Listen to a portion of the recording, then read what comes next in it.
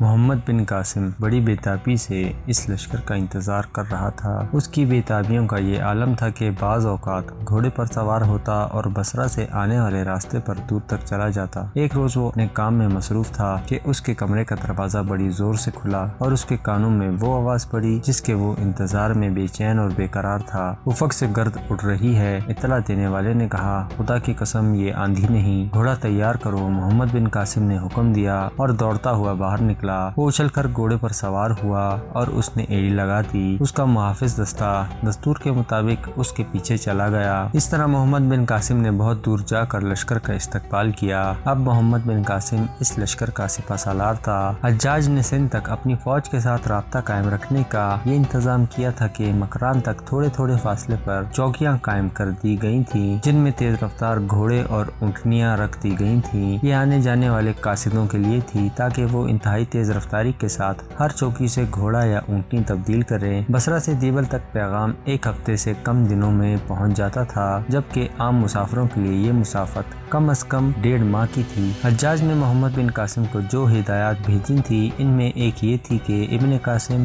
حجاج کی ہدایت کے بغیر حملہ نہ کرے۔ دیبل تک سندھ کے علاقے میں 2-4 چھوٹے چھوٹے قلعے تھے، انہیں فتح کر کے محمد بن قاسم نے دیبل تک پہنچنا تھا، لیکن دیبل سے دور حجاج کی ہدایات کا انتظار کرنا تھا۔ جس روز یہ لشکر شیراز پہنچا اس کے اگلے ہی دن محمد بن قاسم نے صبح مکران کی طرف کوچ کر دیا۔ مکران کا وہ حصہ جو مسلمانوں کے قبضے میں تھا اس کا امیر محمد بن ہارون تھا۔ اسے پہلے اطلاع دی جا چکی تھی کہ لشکر آ رہا ہے۔ جب لشکر مکران پہنچا تو امیر محمد بن ہارون اپنے محافظ دستے کے ساتھ راستے میں کھڑا تھا، لیکن وہ گھوڑے کے اوپر اس طرح بیٹھا ہوا تھا کہ دونوں ہاتھ زین پر رکھے آگے کو جھکا ہوا تھا۔ محمد بن قاسم کو قدرتی طور پر یہ توقع ہو گئی تھی کہ امیر مکران گھوڑا دوڑاتا ہوا اس تک پہنچے گا، لیکن اس کا گھوڑا آہستہ آہستہ چل رہا تھا۔ محمد بن قاسم کو کچھ شک ہوا، اس نے اپنا گھوڑا دوڑایا اور محمد بن ہارون تک پہنچا۔ جب ہاتھ ملایا تو محمد بن قاسم نے دیکھا کہ محمد بن ہارون کا ہاتھ تپ رہا تھا، اسے بڑا تیز بخار تھا، اسے باہر نکلنا ہی نہیں چاہیے تھا، لیکن وہ اپنے لشکر کے استقبال کے لیے باہر نکل آیا تھا۔ اس کے بعد محمد بن ہارون صحت یاب نہیں ہو سکا تھا، وہ بیماری کی حالت میں ہی محمد بن قاسم کا ساتھ دیتا رہا۔ ادھر محمد بن قاسم اپنی فوج لے کر مکران پہنچا،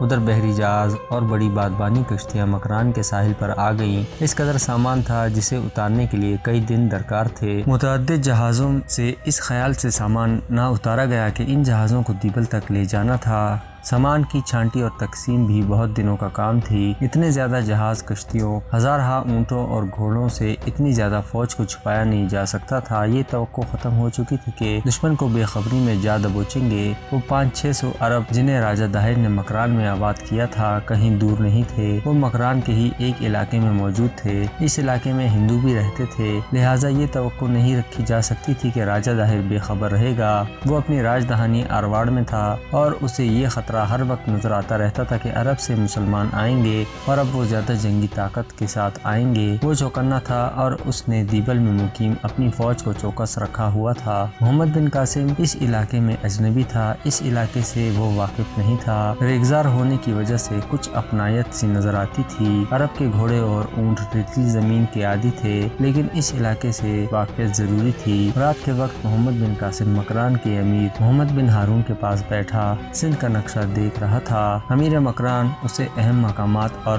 فاصلے بتا رہا تھا۔ ابن ہارون محمد بن قاسم نے کہا، میں نے اسی عمر میں کئی دشمن دیکھ لیے ہیں اور میں نے لڑائیوں کا تجربہ بھی حاصل کر لیا ہے، لیکن ابھی غداروں سے پالا نہیں پڑا۔ اس علاقے میں ایک نہیں، دو نہیں، سینکڑوں غدار موجود ہیں۔ کیا تم ان عربوں کی بات کر رہے ہو جنہیں راجہ داہر نے پناہ میں رکھا ہوا ہے؟ امیر مکران محمد بن ہارون نے پوچھا۔ میں صرف بات نہیں کر رہا، محمد بن قاسم نے کہا، میں پریشان ہوں کہ ان کی تعداد زیادہ ہے اور یہ سب جنگجو ہیں، یہ راجہ داہر کا ہی ساتھ دیں گے۔ اس نے ان پر بہت بڑا احسان کیا ہے۔ پہلی دونوں لڑائیوں میں بھی ہمیں کہیں سے بھی خبر نہیں ملی کہ ان میں کوئی عرب داہر کی طرف سے لڑائی میں شریک ہوا ہو۔ محمد بن ہارون نے کہا، ہمارے جاسوسوں نے بھی کوئی ایسی خبر نہیں دی۔ انہوں نے یہ بتایا تھا کہ داہر نے الافی کو اپنے ساتھ ملانے کی کوشش کی تھی، لیکن الافی رضامند نہیں ہوا۔ آپ پر اللہ کی رحمت ہو، محمد بن قاسم نے کہا، آپ کی عمر اور تجربے کو دیکھتے ہوئے میں آپ کی بات کو تسلیم کرتا ہوں، لیکن اس بات پر بھی غور کریں کہ اس سے پہلے عرب سے اتنی فوج نہیں آئی۔ میں حیران ہوں کہ امیر عراق و شام حجاج بن یوسف نے سالار عبداللہ اور سالار بدیل بن طیفہ کو اتنی تھوڑی فوج کیوں دی؟ اب اتنی زیادہ فوج کو دیکھ کر راجہ داہر ادھر ادھر سے مدد مانگے گا۔ مدد کے سلسلے میں وہ ان عربوں کو ضرور پکارے گا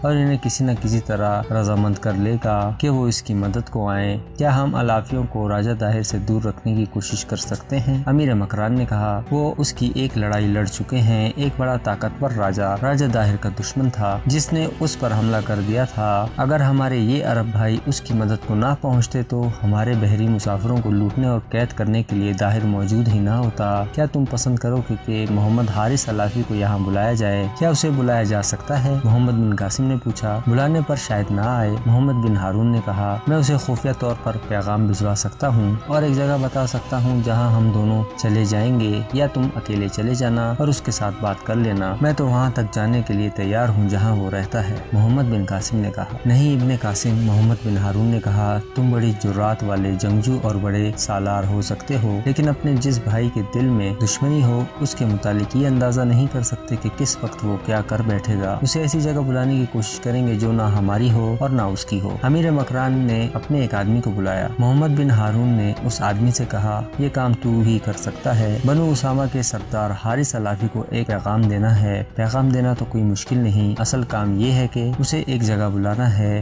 بلانے کا مقصد کیا ہے امیر مکران؟ اس شخص نے کہا، محمد بن ہارون تمہیں ملنا چاہتا ہے۔ امیر مکران نے کہا، کیا میں اسے یہ بتا سکتا ہوں کہ عرب سے فوج آئی ہے؟ اس شخص نے پوچھا، اور اگر اسے پہلے سے معلوم ہوا کہ عرب سے فوج آئی ہے تو اس کے متعلق وہ کوئی بات کرے تو میں کیا کہوں؟ اگر اسے معلوم ہے تو یہ کہنا ٹھیک نہیں ہوگا کہ فوج نہیں آئی۔ محمد بن ہارون نے کہا، اسے یہ بھی معلوم ہوگا کہ فوج کیوں آئی ہے، تو خود عقل والا ہے، ہم اسے ملنا چاہتے ہیں، ہمارا مقصد وہ خود سمجھ لے گا، وہ دانشمند آدمی ہے۔ محمد بن ہارون نے اس شخص کو ایک جگہ بتائی اور علافی کو کل شام عشاء کی نماز کے بعد وہاں پہنچنے کو کہا۔ محمد بن قاسم کو مکران آئے ہوئے 8 روز گزر چکے تھے۔ بحری جہازوں اور کشتیوں سے سامان اتارا جا چکا تھا اور دیبل پر حملے کی صورت میں جس سامان کی ضرورت تھی وہ مطلوبہ جہازوں پر لادا جا رہا تھا۔ محمد بن قاسم نے حرب و ضرب کے اسلامی اصولوں کے مطابق جاسوس ان علاقوں میں بھیج دیے تھے جہاں پیش قدمی اور حملے کرنے تھے۔ فوج حملے کی تیاری کر رہی تھی۔ مکران کے اس علاقے میں جہاں عرب کی فوج اتری تھی بہت ہی گہما گہمی تھی، یوں معلوم ہوتا تھا جیسے راتوں کو بھی سب جاگتے رہتے ہوں۔ راجہ داہر دربار لگائے بیٹھا تھا کہ دربار نے اندر آ کر اطلاع دی کہ ایک شتر سوار کوئی ضروری خبر لے کر آیا ہے۔ اسے فوراً بلایا گیا۔ وہ آدمی دوڑتا ہوا اندر آیا اور دستور کے مطابق فرش پر دوزانوں ہوا، راجہ داہر کے آگے ہاتھ جوڑے اور جھک کر دوہرا ہو گیا، کیا خبر لائے ہو؟ پانی، ایک گھونٹ پانی۔ خبر لانے والے کے منہ سے پوری طرح آواز بھی نہیں نکل رہی تھی، اس کا منہ پیاس سے کھل گیا تھا۔ مہاراج کی جے ہو، اس آدمی نے پانی پی کر کہا، وہ فوج نہیں، انسانوں، گھوڑوں اور اونٹوں کا دریا ہے جو عرب سے آیا ہے اور مکران میں آن رکا ہے۔ سمندری جہازوں سے جو سامان اترا ہے اس کا کوئی حساب و شمار نہیں۔ فوج کی جو تعداد ہے وہ میں بتا نہیں سکتا۔ سمندر پر جہاز اور کشتیاں اتنی زیادہ ہیں کہ کچھ نظر نہیں آتا۔ یہ آدمی ایک سرحدی چوکی سے آیا تھا۔ اس کی چوکی سندھ اور مکران کی سرحد پر تھی۔ اسے کسی مسافر نے بتایا تھا کہ مکران میں عربوں کی فوج اتر رہی ہے۔ وہ خود بھیس بدل کر اونٹ پر سوار ہو کر وہاں گیا اور اپنی آنکھوں سے دیکھا۔ وہ حیرت زدہ ہی نہیں، خوف زدہ بھی تھا۔ اسے وہاں پتہ چلا کہ خشکی سے بھی فوج آئی ہے اور سمندر سے بھی۔ وہ الٹے پاؤں چلا اور اپنی چوکی پر صرف یہ اطلاع دی کہ وہ ارواڑہ جا رہا ہے۔ اس نے اونٹنی کو دوڑایا۔ رستے میں اس نے 2 اونٹ بدلے اور کم سے کم وقت میں ارواڑ پہنچا۔ اس نے داہر کو جو رپورٹ دی اس میں مبالغہ بھی تھا۔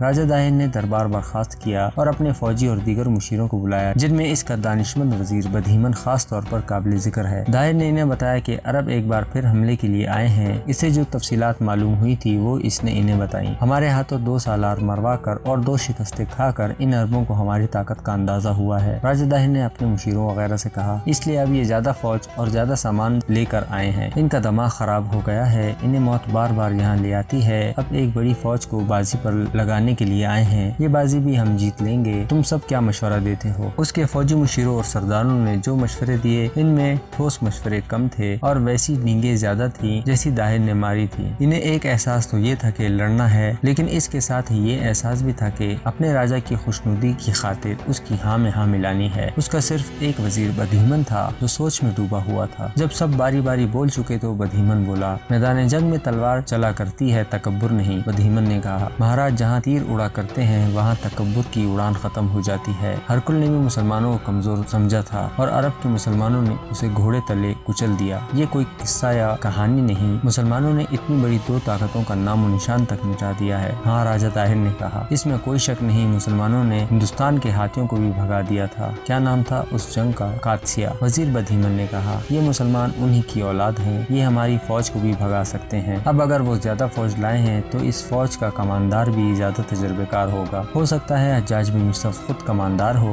جسے وہ سالار کہتے ہیں۔ کیا مہاراج نے ان عربی مسلمانوں سے نہیں سنا کہ حجاج کتنا بڑا جابر ہے؟ اس کے متعلق ان عربوں نے مجھے یہ بھی بتایا کہ وہ خلیفہ کو تو کچھ سمجھتا ہی نہیں، وہ اپنا قانون اور اپنا حکم چلاتا ہے۔ اگر وہی سپہ سالار ہوا تو کیا ہوگا؟ راجہ طاہر نے پوچھا۔ میں اپنی فوج کی کمان اپنے ہاتھ میں رکھوں گا، اور یہ بھی سوچ لیں مہاراج، بدہیمن نے کہا، لڑائی صرف میدان میں نہیں لڑی جاتی، ہر لڑائی تیر اور تلوار سے نہیں لڑی جاتی، ہر لڑائی میں فتح طاقتور کی نہیں ہوتی، اور کمزور کی قسمت میں ہارنا ہی نہیں لکھا ہوتا۔ کمزور چاہے تو طاقتور کو اپنے پاؤں میں بٹھا سکتا ہے۔ وہ کیسے؟ راجہ طاہر نے کچھ حیران سا ہو کر پوچھا، اور جواب کا انتظار کیے بغیر بولا، اگر ہمارا وزیر یہ چاہتا ہے کہ ہم میدان میں نہ اتریں اور کوئی فریب کاری کر کے دشمن کو شکست دیں تو ہمارا خون ہمیں اس کی اجازت نہیں دے گا۔ ہم میدان میں دشمن کی آنکھوں میں آنکھیں ڈال کر لڑیں گے اور تلوار کے جوہر دکھائیں گے۔ ہم نے جنہیں 2 بار گھٹنوں بٹھایا ہے، تیسری بار بھی انہیں بھگا دیں گے۔ لیکن اب بات کچھ اور ہے مہاراج، بدہیمن نے کہا، اگر حجاج اس لشکر کا سپہ سالار ہے تو میدان جنگ کا نقشہ کچھ اور ہوگا۔ میں یہ نہیں کہہ رہا کہ مہاراج اپنے محل میں بیٹھے رہیں، لڑنا تو ہے ہی، فوج آمنے سامنے ضرور آئے گی، لیکن دشمن کو کمزور کر کے سامنے لایا جائے تو اس کی گردن جلد کٹ جائے گی۔ مہاراج پوچھتے ہیں، وہ کیسے؟ وہ اس طرح کہ ایک کمزوری ایسی ہوتی ہے جو طاقتور کو کمزور اور کمزور کو طاقتور بنا دیتی ہے۔ جس طرح راجہ راج سنگھاسن سے جدا نہیں ہو سکتا، اسی طرح مرد عورت کے بغیر نہیں رہ سکتا، اور جس طرح بادشاہ اپنے تاج میں دنیا کا سب سے زیادہ قیمتی ہیرا جڑانا چاہتا ہے، اسی طرح ہر مرد دنیا کی سب سے زیادہ حسین عورت کو اپنی ہوس کی تسکین کا ذریعہ بنانا چاہتا ہے۔ بات ذرا صاف کرو، راجہ طاہر نے کہا، اور بات کرو وہ جو عمل میں لائی جا سکے۔ عورت ایک نشہ ہے، طاہر کے دانشمند وزیر بدہیمن نے کہا، دولت اس نشے کو اور تیز کر دیتی ہے، اور جب حکومت مل جاتی ہے تو نشہ مکمل ہو جاتا ہے، اور یہ نشہ انسان کی عقل اور غیرت کو سلا دیتا ہے۔ 500-600 عربی مسلمان ایک مدت سے ہمارے ساتھ ہیں، میں نے انہیں بڑی غور سے دیکھا ہے، ان کی فطرت کی گہرائی میں جا کر جانچا ہے، اور ان سے ان کے حاکموں کے متعلق معلوم ہوا ہے جو عرب کے حکمران ہیں۔ میں نے ان میں یہ کمزوری دیکھی ہے، تلوار سے پہلے انہیں عورت سے مارو، انہیں دولت سے اندھا کرو۔ کیا تم حجاج اور اس کے لشکر کی بات کر رہے ہو؟ راجہ طاہر نے پوچھا۔ نہیں، بدہیمن نے جواب دیا، میں ان عربوں کی بات کر رہا ہوں جنہیں آپ نے اپنے سائے میں رکھا ہوا ہے۔ مہاراج پچھلی لڑائی میں دیکھ چکے ہیں کہ ان عربوں نے عربوں کے خلاف لڑنے سے انکار کر دیا تھا، حالانکہ ان کی اس قبیلے کے ساتھ دشمنی ہے جس قبیلے کے قبضے میں خلافت ہے۔ یہ لوگ بنو اسامہ کے ہیں اور خلیفہ بنو امیہ سے تعلق رکھتے ہیں۔ اس دشمنی کے باوجود انہوں نے لڑنے سے انکار کیا۔ اب ضرورت یہ ہے کہ ان کے دلوں میں ان کے خلیفہ کے قبیلے کی اور حجاج کی دشمنی کو ہوا دے کر بھڑکایا جائے، اور کوئی طریقہ اختیار کیا جائے کہ ان کے دلوں میں ان کے خلاف نفرت پیدا ہو جائے۔ اب مجھے وہ طریقہ بتاؤ جن سے میں ان باغی عربوں کے خون کو گرما دوں، طاہر نے کہا۔ مہاراج کی جے ہو، بدہیمن نے کہا، یہ کام میرا ہے، مہاراج اپنی فوج کو تیار کریں۔ بدہیمن کچھ دیر سوچتا رہا اور کہا، لڑائی کے داؤ پیچ مہاراج خوب بہتر جانتے ہیں، لیکن میرا مشورہ یہ ہے کہ کہیں بھی قلعے سے باہر فوج نکال کر نہ لڑائی جائے۔ مسلمان دیبل پر آئیں گے، مہاراج کی راجدھانی اتنی قیمتی نہیں جتنا دیبل ہے، کیونکہ دیبل بندرگاہ ہے۔ مکران سے دیبل کے راستے میں 2 قلعے ہیں، مسلمان انہیں سر کریں گے اور وہ انہیں سر کر لیں گے، لیکن اس کا فائدہ مہاراج کو پہنچے گا، وہ اس طرح کہ وہاں مسلمانوں کی طاقت صرف ہوگی اور انہیں بہت دن محاصرے پر بیٹھنا پڑے گا۔ اس سے یہ ہوگا کہ ان کے پاس رسد اور خوراک کا جو ذخیرہ ہے وہ کم پڑ جائے گا۔ اس طرح دیبل تک پہنچتے ان کی طاقت آدھی ضائع ہو جائے گی۔ وہ دیبل کو محاصرے میں لے بھی لیں تو مہاراج اپنی راجدھانی میں رہیں۔ فائدہ یہ ہوگا کہ مسلمان جب یہاں تک پہنچیں گے تو وہ تھکن سے چور ہوں گے۔ اس وقت ہم باہر سے ان عربوں سے حملہ کروائیں گے جو مکران میں آباد ہیں۔ راجہ طاہر کے وزیر بدہیمن کے مشورے میں اتنا وزن تھا کہ طاہر اور اس کے سالار اسی وقت مسلمانوں کا حملہ روکنے کا پلان بنانے لگے۔ اس میں انہوں نے زیادہ زور ان زمین دوست تخریبی طریقوں پر صرف کیا جو بدہیمن کے دماغ سے نکل رہے تھے۔ بدہیمن زمین کے نیچے سے وار کرنا چاہتا تھا۔ اس دوران راجہ طاہر نے اپنے ایک سالار سے کہا کہ وہ عقل مند قسم کے آدمی مکران بھیجے جو عربوں کی فوج کی صحیح نفری معلوم کرے اور یہ معلوم کرنے کی بھی کوشش کرے کہ عربوں کا سپہ سالار کون ہے۔